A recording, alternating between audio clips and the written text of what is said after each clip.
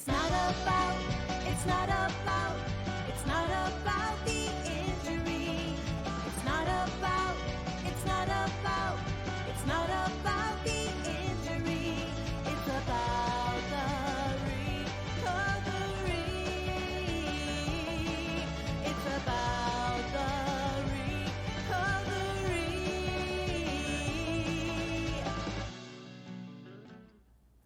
Hi folks, Paul Pata with you with another episode of the Paul Pata Podcast. Today I have a really interesting guest, Judith Pinkerton. Welcome. I am so happy to spend time with you, Paul. And Thanks I'm for very having happy me to here. have you here. So this is a topic we're going to talk about today. You are a musical therapist. Is that correct? So we take the AL off of it and just say music. Music therapist. Okay. Yeah. Very cool. I mean, to me, it's kind of obvious that music can be a form of therapy. It changes our moods. But I'm going to be really interested to hear more of the scientific basis for how music can be a form of therapy. Why don't you tell our viewers a little bit about your business and a little bit about yourself? How long have you lived here? What brought you to Vegas? And what does your business do? Okay. So I relocated from Anchorage, Alaska, Anchorage, down Alaska. to Las Vegas, Nevada. Are you a native of Yeah. Anchorage?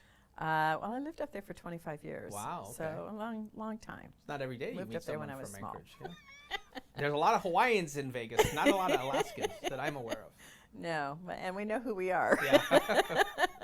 A small band of people. Uh-huh. So what happened was I had an experience in Anchorage where as a violinist, I had a talent agency up there, and so I was always performing all the time. And I had an opportunity to put a recording together for a loved one who was going through emergency back surgery.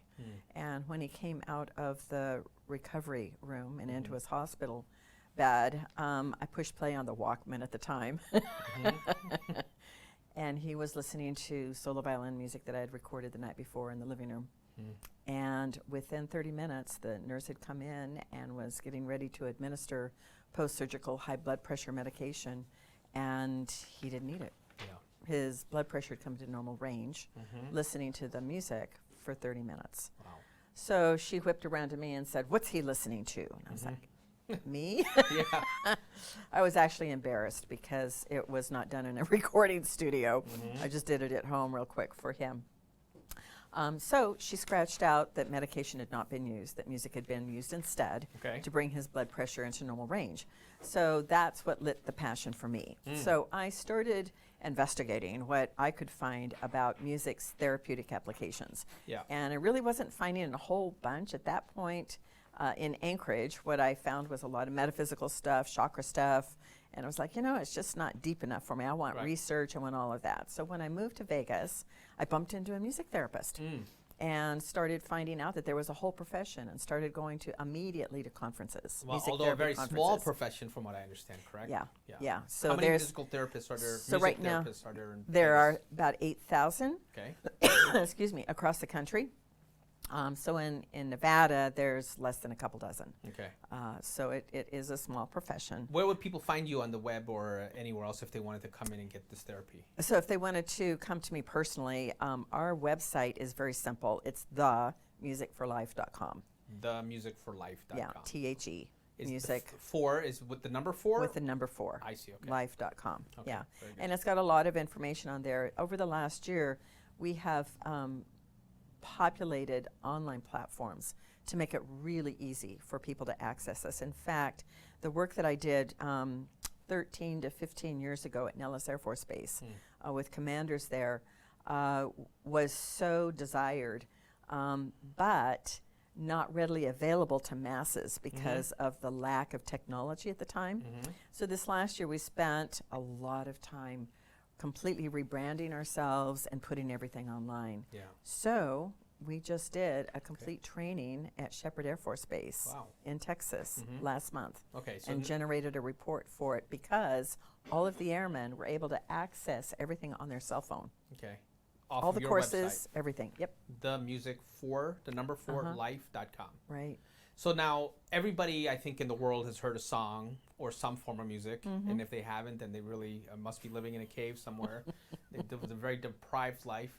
Music I think it's self-evident and an obvious statement that music is transformative. We all have emotional reactions to certain types of music. Your therapy, explain what it does. And I mean, I'm assuming you're not just playing a boombox and here's a song and listen to it. It's more than that, right? So, as a music therapist, having worked with literally populations from cradle to grave, and everything in between, music therapy is actually the application of music making. And so a variety of instruments are used. We can also do songwriting and lyric analysis and drumming. And the protocol that we're talking about today is a music therapy informed protocol where we call it music medicine, where it's not music therapy. Music therapy requires a credentialed therapist interacting with a client in a therapeutic relationship, applying music interventions that address musical and non-musical goals. So you don't have to be a musician to benefit from music therapy sessions that are either done in group or individual sessions. And so music therapy is delivered by the music therapist. The music medicine protocol can be delivered by a music therapist, but most importantly, I've converted it for easy access, for a do-it-yourself program, so that once you understand through doing the coursework, you've got the language down and you've got the understanding about how to apply music as medicine. So it takes what you already know and augments it. Okay, so let's say I've been in a car accident. I've gone through some surgeries. I'm having issues with my back. I'm dealing with chronic pain now. I'm depressed because it's not the person I used to be. I don't feel as active. I've got Paul Paddle representing me, but they're handling the legal end of it. And they tell me that, hey, we're all about the recovery. Yeah, I want to recover. I didn't ask for this accident to happen. How would you help that person? So it's recognizing first what, if any, music are they choosing to listen to, because it's going to describe what their health story is. So it's kind of like reverse engineering, looking at your music listening habits. Let's say they listen to classical music. Okay, so then there's a variety of classical music, right? A whole century's worth. Of course, So then it's identifying, well, what kind of classical music are you wanting to listen to? So if you're looking at Mozart, for instance, as opposed to Stravinsky, it's a big difference. Those are different moods. That's true. So Mozart tends to be light and happy or soothing. Yes, kind of like wine. Red versus white. Stravinsky tends to be more chaotic, more dissonant. They're both really valuable in the emotional continuum. So when we look at classifying music, we all have playlists of music. So it's looking at how do you classify your music? What genres do you like to listen to? So we were talking a little bit, for instance, about your music listening habits. So the same would apply for someone that's struggling with a car accident trauma, where I look at their music lists and how they're already classifying music, what they're drawn to, because their music listening habits are going to represent what their mood problems are, potentially. So usually what will happen is we will push play on music that matches where we're at. It's what I feel like listening to right now. So if they're in depression, they could be pushing play on music that is either matching that or is kicking them into the future, or they're trying to do that where they want to feel better. They want to feel more relaxed, or they want to feel happier. What might happen if they're not doing the music medicine protocol, which is a pill formulation, they are possibly listening either to music 24/7, because if they don't listen to it, they sink right back into feeling depressed. So as long as they got the music on, they're doing okay. If that's happening, that's a sign that they're probably in what I call a chronic unsettled comfort zone. So think about that. Break it down. Chronic all the time. Unsettled are those moods of feeling anxious, angry, depressed, or sad. Comfort means that they have gotten to the point of just functioning, just learning how to function in life despite feeling like that. I think you described most of the legal community. It's just a joke. Well, let's go to another step here. That's a whole nother topic. So when that happens, your energies could be disguised then. So you could be thinking that you're energized all the time, when you're actually angry, Right. or feeling you're calm all the time when you're actually depressed or sad, Mm-hmm. or excited all the time when you're actually anxious. And these are three very distinct danger zones Mm-hmm. because your music listening habits then are going to revolve around those. And you're going to be pushing play on music that matches anger, matches anxiety, matches depression, but you're calling it calm music, exciting music, or energizing music. And there's a funny thing that happens that I've discovered in working with thousands of people in recovery, that when they are pushing play on that music, it's actually relieving the pressure. So I'm going to do an example for Okay. you. Teapot full of water, Yeah. okay? Put it on the stove, boiling. Mm-hmm. If it didn't have that release valve with the steam, it would probably explode from the pressure, Right. right?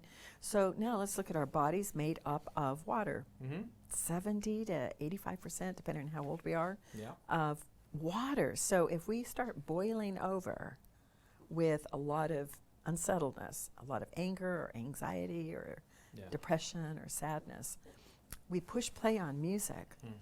that relieves the pressure. Mm-hmm.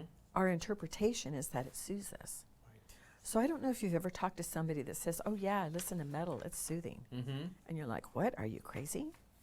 Might be someone's response. Right. That's true. Because that's not what metal does to me, Yeah, right? Yeah.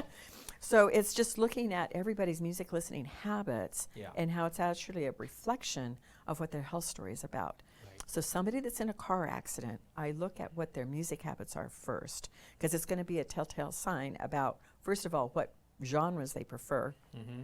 what they could be listening to that might actually be keeping them stuck in the moods instead of getting them out of it, where their interpretation is that it's soothing, but it's not really. Right. So see how complicated It this is starts getting? complicated, yeah. You know, so let me ask you a question, because this is something I've experienced myself. What is it that draws people to want to listen to the same song over and over again? So It is a it's- phenomenon, I isn't know it? it is. It can be called the stuck song syndrome, Yeah. or an earworm, or yeah. So it's weird. What I've discovered in working with a lot of people is that the song is there to give you a message.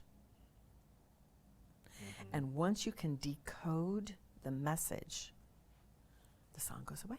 Yeah. Interesting. It's surgically removed. You lose interest Once in it. you understand Yeah. why it's there. Right. So then it's like reverse engineering. So how am I going to decode, what's stuck in my head? How do I do that? Yeah. So this series of e-courses teaches you Mm-hmm. about music, how you're responding to it, what to look out for. So we have an interesting course called Is Your Music Toxic? Mm-hmm. And then the next one following it is Danger Zones Yeah. of Music Listening Habits. Yeah. And then the one after that is Music Medicine Boot Camp. So it's a series that progresses you through understanding yourself more deeply. You know, I was thinking about this concept of music and how it can change our perspective on things. I was looking at a nature show yesterday on Netflix, and there was a scene, and I noticed in these nature shows, they always have they have background music. So there's a scene with a grizzly bear and a little cub, and it was like frolicky type music, and you kind of tend to, you listen, the music makes you start to look at that animal in a very lovable kind of fashion, right? Friendly. It's yeah, friendly. This is a 1,000-pound animal that could tear your head off, right? If you were up close near that grizzly bear, you'd run because you would be in a state of panic. But that music made you look at that bear in a very friendly, loving feeling. You know, Yeah. here it is frolicking around in the forest with its cub. And I just thought to myself, like, that's the power of the complete total power of music. I've never seen a political ad that doesn't have music, right? What does that do? It uplifts people. You have some politician talking about soaring concepts like better day waits us tomorrow, and then there's some kind of music that, Yeah. and it really taps into something in our psyche. But Yeah. it's fascinating. Yeah. Well, anyways, listen, we have to take a little break here. This Okay. is a section where we call Paul Patta for the people. We throw out some pointers, and then we're going to be back, and we're going to get a lot more pointers from you Okay. about music therapy.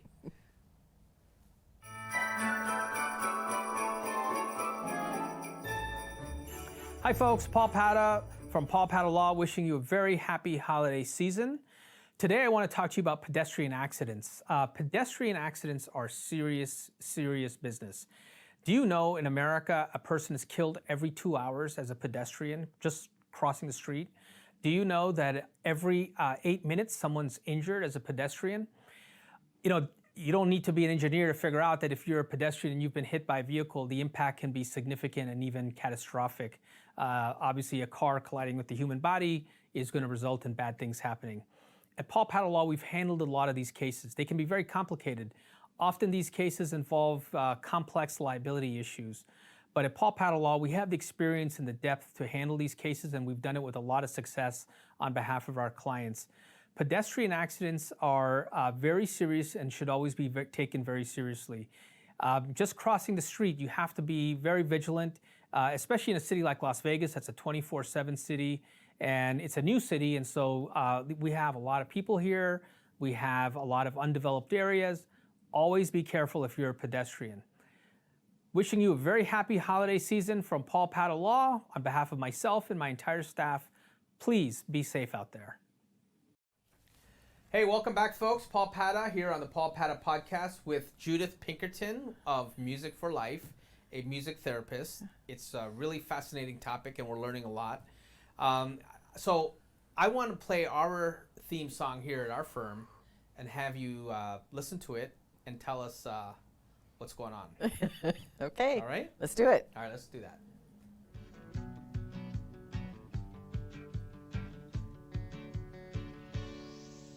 It's not about, it's not about, it's not about the injury.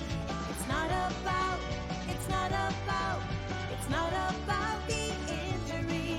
It's about the recovery. It's about the recovery.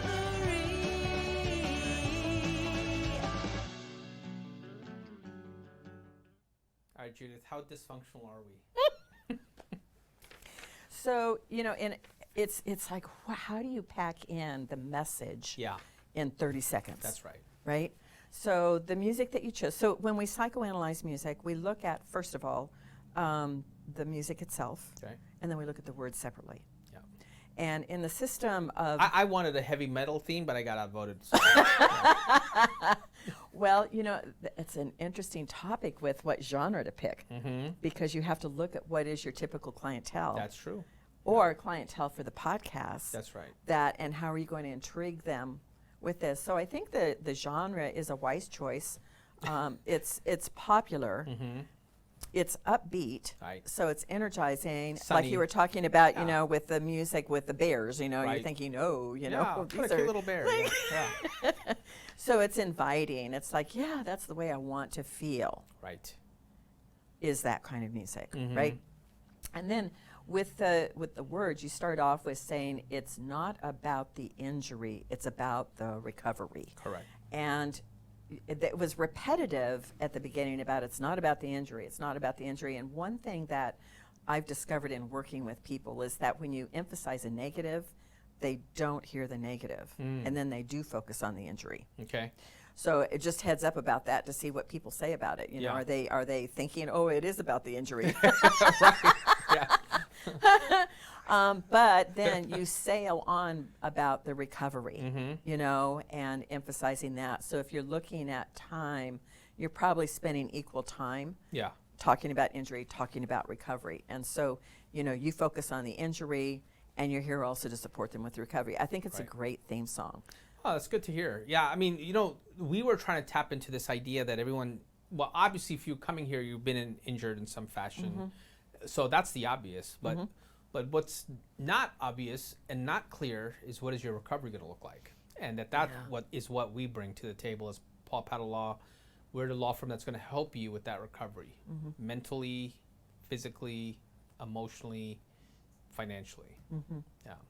Yeah. So hopefully we're capturing that. Right. So it's validating them at the beginning of the theme song, saying, we know you have a problem. So what does success an look injury. like? Give me an example. What does success look like? Like in terms of the theme song that would really capture people's attention. So theme songs fit in 3 different categories. you've got a theme song that's going to be addressing what the past is. Okay. Oh, this is what it's all about. This is where, and it can keep you actually stuck in the past. Then you have theme songs that are about the present. Right. And then you have theme songs that describe how you want to be, what you want life to roll out as. So it's good to be able to validate what has happened in the theme song, and then to have stuff in it about what you want it to be I like. see. So the music itself is wanting people to feel good, Yeah. feel happy. Right. Even though they may not be. We know that music, because it activates our central nervous system, can shift you immediately in releasing endorphins to make you feel better. Yeah. So having that kind of music I've immediately experienced on. that. Yeah, we do all the time. So in terms of the therapy that you offer, what does success look like there? And can you give me some examples of people you've worked with? Yeah, so when we did this training for troops at Shepherd Air Force Base last month, we had one airman that decided he wanted to be brave and have me analyze his song. So we had a lot of airmen, and he came up on stage and played a song. And the first question I asked was, so how does it make you feel? Well, melancholy. Really? So Pumped, I think it's Pumped Up Kicks by the Foster and the People, I think is the name of the song. Anyway, the song was created by Foster to acknowledge all of the violence that's happening in youth. Oh. Active shooter incidences, Yeah. all of that. So that's what the words are all about. Oh, yeah, of course that would make you depressed. But he wasn't listening to the words. Okay. It was more like the... He didn't know the words. Ah, So he's listening to the music, and what it was doing was bringing up a memory okay. of what life was like at high school with his friends. And he was realizing that he's never going to have that again. Yeah, That's where the melancholy came from, I see. was the memory of friends that he's never going to have the same thing because they're gone or something's happened with that. So that's where the melancholiness came from. Yeah. Now the music itself was happy and upbeat. So you've got But he- happy, energizing music But he's taking away with something- words Yeah. that are talking about, I want to kill somebody, Oh my gosh. Yeah. Yeah. with his memory, Yeah. not paying attention to the words, Right. and only remembering what it used to be like that's never going to get duplicated. Yeah. Well, that's really complicated. Yeah. See how Like this three different goes? things going on. Yeah. So then what you do in terms of the music medicine protocol is you address the melancholy. Okay. So in terms of this protocol, we validate, just like you do with, yes, you've got an injury, we're going to take care of you. We validate what's going on first Right. with music that matches that. And then we want to neutralize it by going to something that's more soothing. And then we want to shift into a positive mindset, into something that's more energizing. So let's say you're advising a presidential campaign, someone running for president right now. What would be a good theme song? Oh, man. Maybe Donald Trump, Bernie Sanders, Joe Biden, Elizabeth Warren. One of them is going to be watching this podcast. You know, the platform is, of course, wanting to get people behind them. And you have got such a variety Yeah. of mindsets Yeah.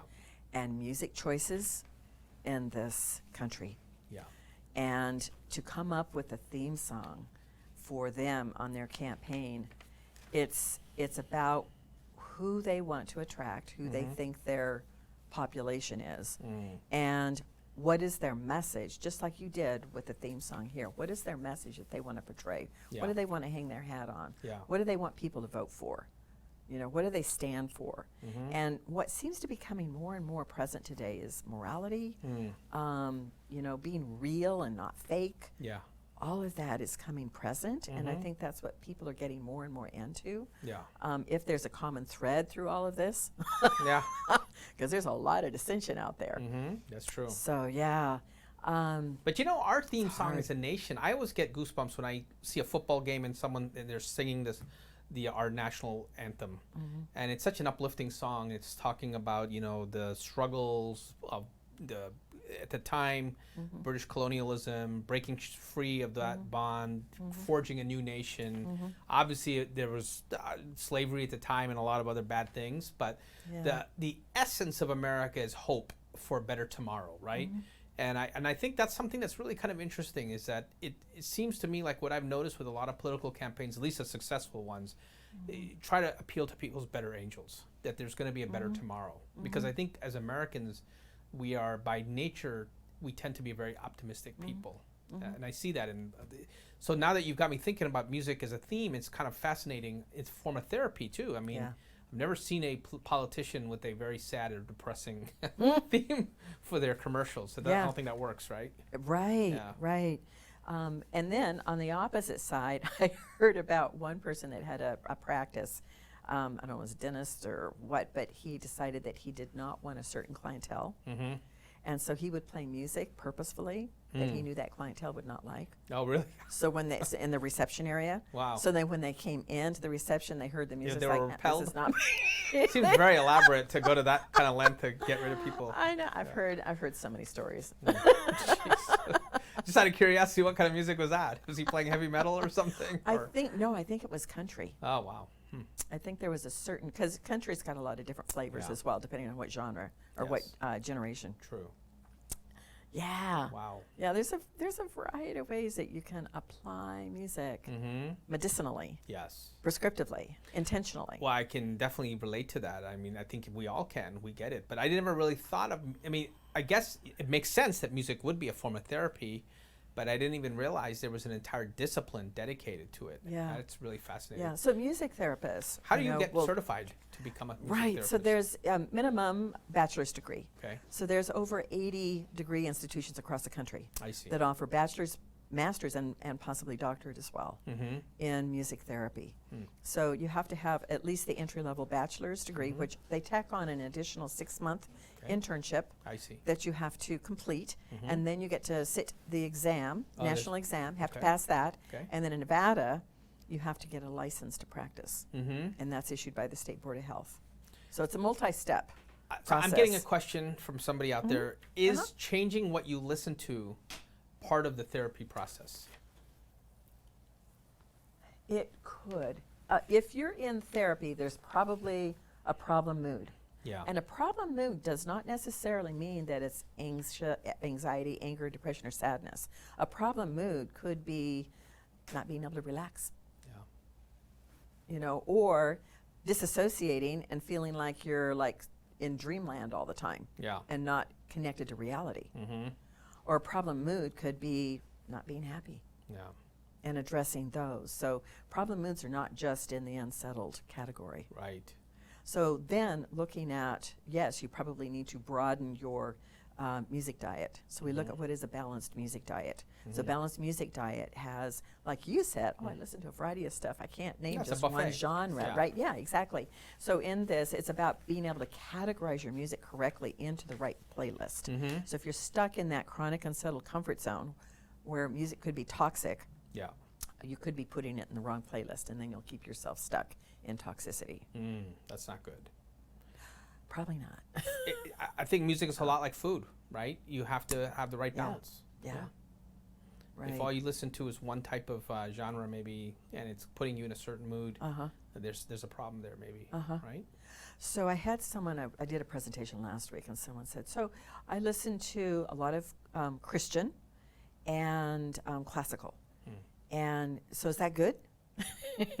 I said, well, in this protocol, we recommend that you have music when you are angry, anxious, depressed, or sad, music you can validate those moods to help elicit them Yeah. rather than stuffing them, repressing them, suppressing them. That's great advice. So sometimes just going straight to Christian, just going straight to classical that's only soothing and happy, energizing, may not be the solution. So that's when we create music medicine pills that Right. follows the full formulation of moving through a cathartic experience. Wow, that's really awesome. Okay, once again, I'm sure there's going to be people watching who may want to know more about you and music therapy. Where would they find you on the web? Easily at themusicforlife.com. So it's And THE. 4 is the number 4. It's the number 4. Okay, Yeah, Music for Life. themusicforlife.com. awesome. Yeah. Judith, it's been such a pleasure. Thank you so Thank much. I've you. learned so much Thank today. All right, folks. Well, that's a wrap for another episode of the Paul Pata Podcast. Be safe, be happy, listen to good music. And until next time, we'll see you then. Take care.